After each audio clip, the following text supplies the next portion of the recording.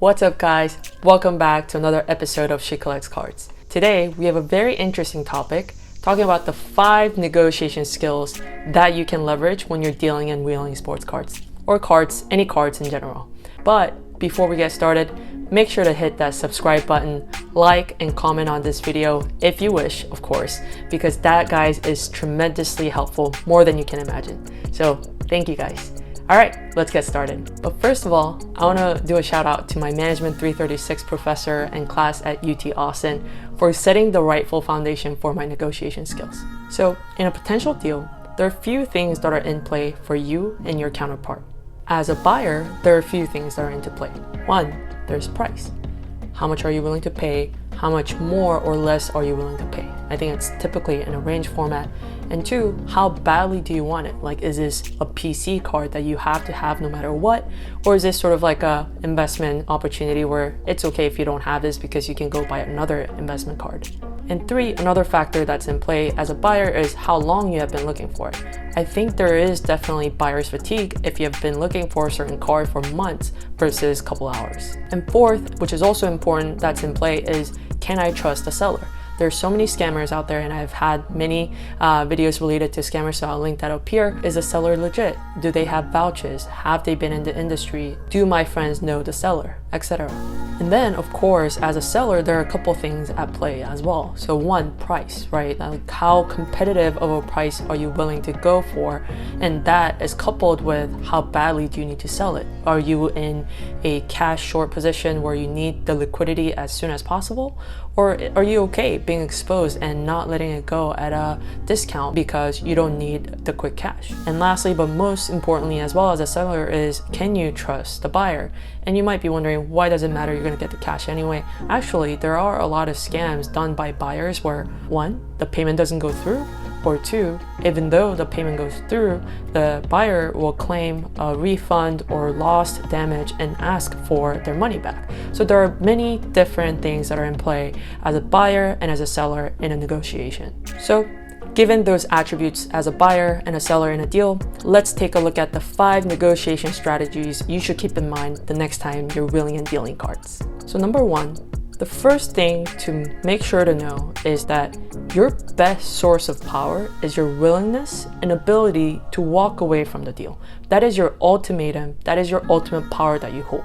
Therefore, you don't want to be in a position where that is not true. So for example, if you have made terrible financial decisions and you need the cash, you're in a position you can't exercise that right and the power and the willingness to walk away from the deal because you actually need the money. So right there, that's not going to be advantageous for you. But for the most part, know that there are multiple copies of the card you're looking for, unless of course you're looking at a Pop 2, the most rarest of all soccer card or something like that. But know that there are other copies of the same subgrades or same grades as the card that is in negotiation. So do not be rushed and hold on to this source of power that you have, which is again, your willingness and your power to walk away from this deal if needed and when needed.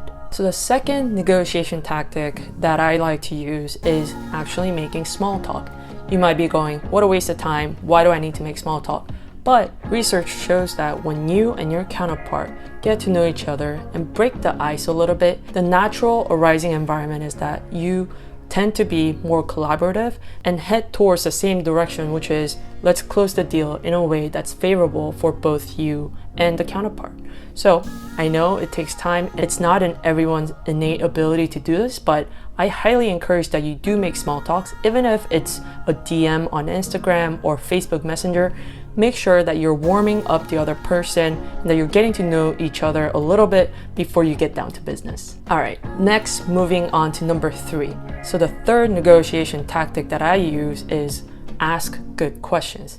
You're probably like, duh, stupid. Of course I ask questions. No, but like ask really, really good questions. This is the vetting process and vetting step that is absolutely needed as a buyer and a seller. It's an opportunity to show that you're not just in it to get the card and you're out, but you are actually interested in the card. You have done your research, and as a buyer especially, you're showing the seller that you're not selling to some novice who doesn't know anything about this card but just want to get it because of the hype or whatever, but you're telling the seller hey, I have done my research and I want this card bad and I'm a serious buyer, so give me an opportunity to present to you my offer. From my experience, the modern hype pop cards are primarily dictated by price point. So let's take Zion, Prism PSA 10 for example. It's really whoever has the lowest price will probably get the fastest sale, right? But when you're dealing with mid to high-end cards with low population, the story is very different. Asking good questions, responding with curiosity, I think that is the missing element that sellers who have been in this industry for a long time look for. So again, for a mid to high-end card with low pop, I think the price point and the legitimacy of the buyer or the seller gets into consideration almost neck to neck in that kind of a deal structure. Simply put, when I reference the real estate market, right? As a seller of a very expensive home, I am not only looking for someone who is going to pay the highest premium for it, but also someone who will take care of the house and consider the house as precious and as important as I did as the homeowner of that house. So that's tactic number 3, ask good questions. Moving on to number 4, search for trade-offs. In a card negotiation, there aren't too many trade-offs that can work out as part of the deals in my experience, but you can certainly get creative.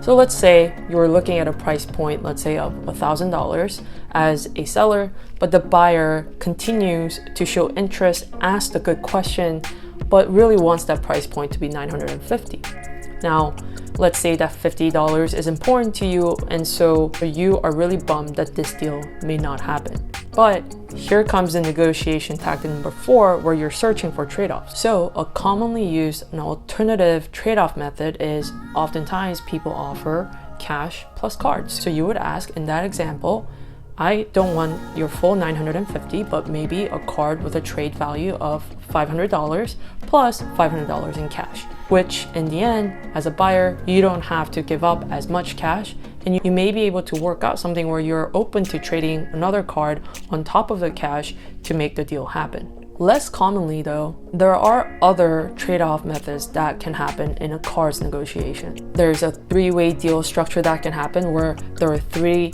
primary parties involved and you're basically trading card from A to B, B to C, and C to A. I've seen that happen before. And there's also another trade-off method where, let's say, the buyer is a distributor, so you let go of your card for $950 of cash, but you also ask for first dibs on new product release in the upcoming months, or other creative ways to take advantage of the distributor's network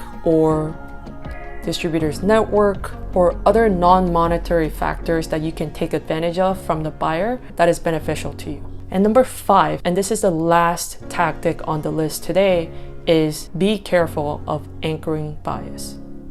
Studies have shown that when a number is thrown into the conversation, the entire conversation thereafter anchors around that figure. So if the number you threw out as an offer is 10K, the conversation generally surrounds around 10K.